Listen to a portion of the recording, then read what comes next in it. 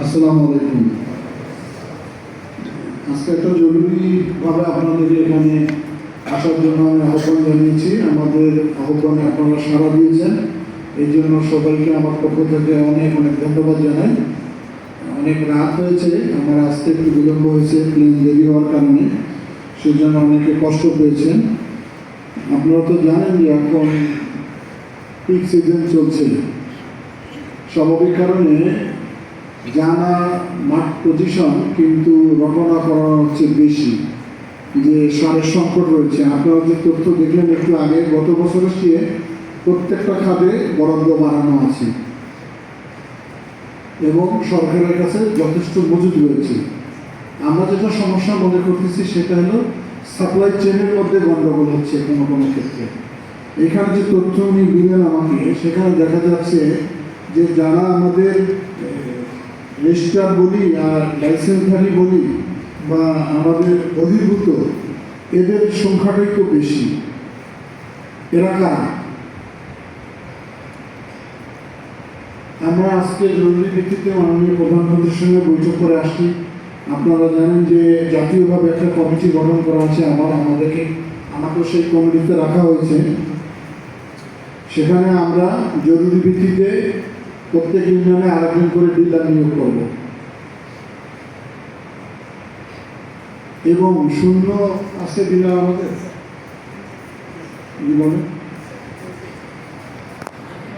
বললাম। আপনাদের কথাও এখানে শোনা হলো।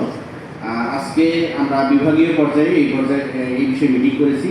তারপরেও আমাদের এডিসি জেনারেল সে হলো আমাদের কেন্দ্রীয় পর্যায় থেকে একটা মিটিং হয়েছে, সেই মিটিংয়ে সে উপস্থিত ছিল। সব কিছু মিলে আমাদের স্যার কিন্তু জাতীয় কমিটির একজন মেম্বার হিসেবে মনোনীত হয়েছেন। তো সেই হিসেবে আমাদের লালমনিরহাটের দায়িত্ব অনেক বেড়ে গেল।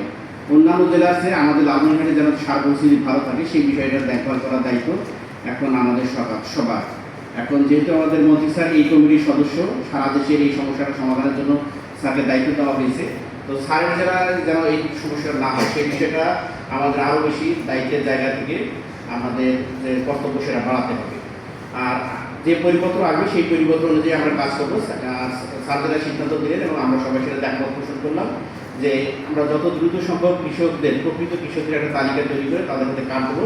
সেই কার্ড নিয়ে তারা হলো ডিলারদের কাছে যাবে এবং তাদের সেখান থেকে তারা সার সংগ্রহ করবে। তো সারের কোনো মজুদের কোনো ঘাটতি নেই। আমাদের হয়তো সাপ্লাই চেনের সমস্যা আছে, সেই জায়গাটা যেন আমরা মিট আপ করার জন্য কিন্তু আমরাই দায়ী। তো এখানে যদি কোনো কিছু হয় সেই জায়গাটা কিন্তু আমাদেরকেই মিট আপ করতে হবে, আমাদেরকে সেই সমস্যাটা সমাধান করতে হবে। এখানে কৃষি কর্মকর্তা কিন্তু উপস্থিত আছেন, আমাদের যারা নির্বাহী কিন্তু আছেন, তারা সর্বতভাবে কাজ করবে। আরও সিদ্ধান্ত হয়েছে যে আমাদের অফিসাররা কিন্তু একেবারে ডিলার পর্যায়ে প্রতিদিন মনিটরিংয়ের কাজটা করবে। আপনারা যে সার পাচ্ছেন এবং যে সার আপনারা বিতরণ করতেছেন, এইটার রেজিস্টারটা ভালো মতো সংরক্ষণ করবেন। এই রেজিস্টারে যদি কারো কোনো গাফিলতি পাওয়া যায় সেই জায়গায় কিন্তু কোনো ছাড় না দেওয়ার জন্য আমাদেরকে নির্দেশনা দেওয়া হয়েছে। অর্থাৎ আপনি সার কতটুকু পেলেন, আপনি যদি 100 বস্তা সার পান তাহলে 100 বস্তা কার কাছে বিতরণ করলেন সেই মোবাইল নাম্বার সহ আইডি নাম্বার সহ এই জিনিসটা আপনার রেজিস্টারে থাকতে হবে। তো এত সময় আপনাকে নিতেই হবে। কেউ যদি এই সময়টা দিতে না চায় তাহলে মনে করবে যে সেই জায়গায় উনি প্রকৃত কৃষক না। যে প্রকৃত কৃষক সে এই সময়টা দিবে এবং এই সময় এই তথ্যগুলো লিপিবদ্ধ করে তারপরে আপনারা সেই সারটা দেবেন। তো এই সার্বিক বিষয়গুলো পর্যালোচনা করে যে সিদ্ধান্তগুলো সেগুলো আমরা হয়তো আগামী বৃহস্পতিবারে আপনাদের সবাইকে জানাতে পারবো। সেই পর্যন্ত আমাদের যে কালকের দিনটা আছে এই সময়টা যেন আমরা একটু আমাদের জেলাটাকে ভালোভাবে রাখি, কোথাও যেন সারের সংকট তৈরি না হয়, এই বিষয়ে দেখার দায়িত্বে আমাদের সবার, আপনাদের সবাইকে বিনীত অনুরোধ করছি। আর স্যার কষ্ট করে এসছেন, আজকে সারাদিন স্যার খুব ব্যস্ত ছিলেন। তো আসার মুহূর্তেও কিন্তু স্যার মাননীয় প্রধানমন্ত্রীর সাথে একটা মিটিং করে এসছেন। তো সব কিছু মিলে রাত দুপুরে আমরা এরকম একটা জরুরি মিটিং করতেছি। আপনার সবার কষ্ট হয়েছে। তো আপনাদের সবাইকে আন্তরিক ধন্যবাদ জানাচ্ছি, স্যারকে বিশেষভাবে ধন্যবাদ জানাচ্ছি এই বিষয়ে আমাদেরকে আশ্বস্ত করার জন্য এবং স্যারের নেতৃত্বে নিশ্চিতভাবেই আমরা এই সমস্যা থেকে সমাধান করব। আপনাদের সবাইকে আন্তরিক ধন্যবাদ জানাচ্ছি।